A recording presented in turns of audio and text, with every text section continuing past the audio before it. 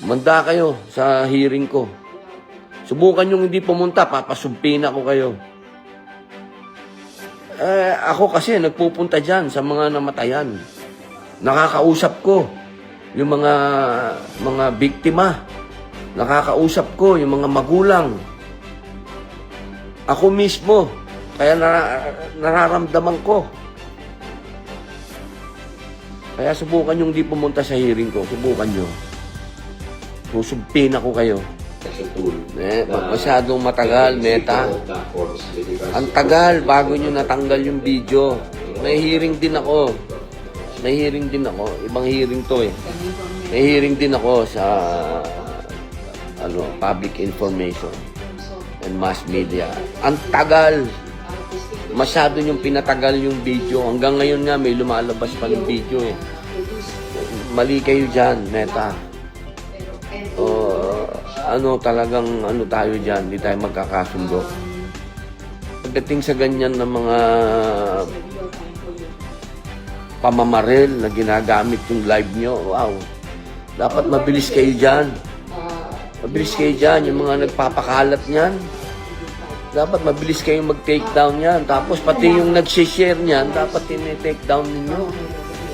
Hindi yan tama.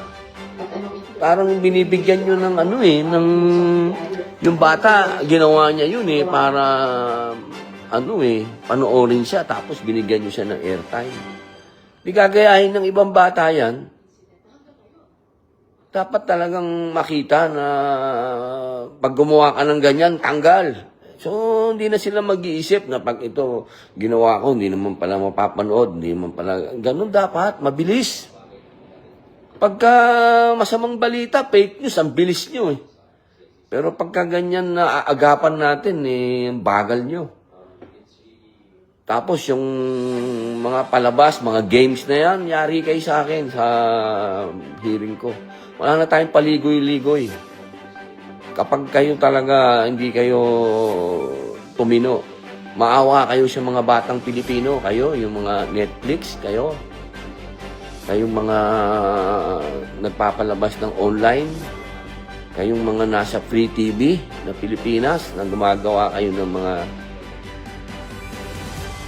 tama na, maawa kayo, ginagaya na kayo talaga. Talagang magpasensyahan tayo. Hindi na tama yan.